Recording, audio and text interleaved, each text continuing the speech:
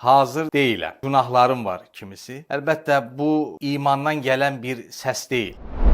Hocam salam aleyküm. Aleyküm selam Tofiq qardaşım. Çox şükür. Sən necəsən? Sağ olun, yaxşı olasınız. Çox sağ olun, var Sağ olun. olun Tofiq. Hocam bir neçə sualım var sizə. Buyurun əfəndim. Hacı olmaq üçün ümrəyə getmək istəyirəm. Ümrəyə getsəm hacı oluram. Tofiq qardaşım, öncəliklə ümrəyə gedən hacı olmaz. Çünki Allah Taala Qurani-Kərimdə Bəqərə surəsinin 197-ci ayət kəriməsində Estağfirullah El-haccu əşhurun ma'lumat buyurur. Yəni hac bilinən aylardadır ki, bu da Zilhiccə ayının adı üstündə Zilhiccə hac ayı deməkdir. 8-i ilə 13 arası edilən və Allahın belə desək zəngin müsəlmanlar üzərində əmri olan bir ibadətdir. Yəni ümrəyə gedən hacı olmaz. Hac məlum bilinən aylardadır, amma ümrə isə ilin istənilən aylarında, istənilən günlərində gedər, bir müsəlman gedər ibadətini edə bilər. Yəni qısacası ümrəyə gedən hacı olmaz. Başa düşdüm hocam. Çox sağ olun, var olun. Mən namaz qılmaq istəyirəm, amma tərəddüdlərim var. İndi bilmirəm namaz qılmıramsa ümrəyə gedə bilərəm. Tamam, anladım. Əlbəttə namaz qılmayan bir müsəlman deyə ümrəyə gedə bilərmi? Əlbəttə gedə bilər. Çünki Allah Taala Qurani-Kərimdə bizə Kəbəni,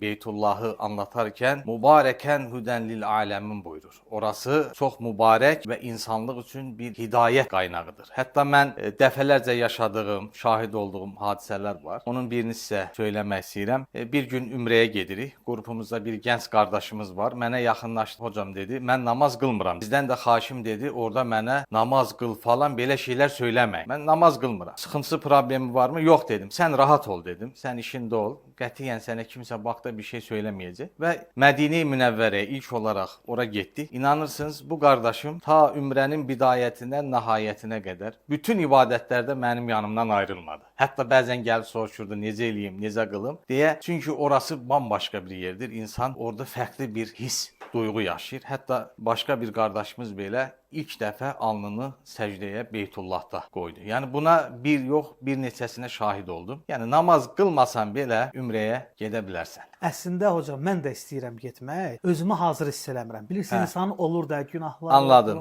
Tofiq qardaşım, bu gün ətrafımızda, çevrəmizdə insanlardan ən çox sıx eşitdiyimiz suallardan birisi hazır deyiləm. Günahlarım var kimisi. Əlbəttə bu imandan gələn bir səs deyil, bir his, bir duyğu deyil. Bu şeytani bir vəsvəsədir. Çünki şeytanın hər kəsə görə fərqli, belə deyim, hilələri var. Yəni şeytan hər insanı ayrı-ayrılıqda. Yəni hər kəsin zəif tərəfini çox yaxşı bilir. Ona görə bəzən insanlara bu vəsvəsəni verir. Hazır deyilsən, hazır sonra gedərsən. Qətiyyən bu fikirlərə qapılmamaq lazım. İnşallah getmək, ziyarət etmək, ondan sonra düzəlmək lazımdır. Bu nəyə bənzəyir? Üzr istəyirəm ifadəmə görə. Gəlmisən hamama, amma hamamın önündə durmusan. Deyirsən təmizlənmək istəyirəm, paçlanmaq istəyirəm, amma hamama girmirsən. Qardaş, gərək hamama girəsən, ondan sonra paçlanasan. Yəni gərək o yerlərə getmək, ziyarət etmək lazımdır ki, insanın ruhu, mənəviyyatı arınsın. Çox sağ olun hocam. Təşəkkür edirəm. Bu gün də aydınlandıq. Çox sağ olun, var olun. Biz təşəkkür edirik Tofiq qardaşım. Allah razı olsun.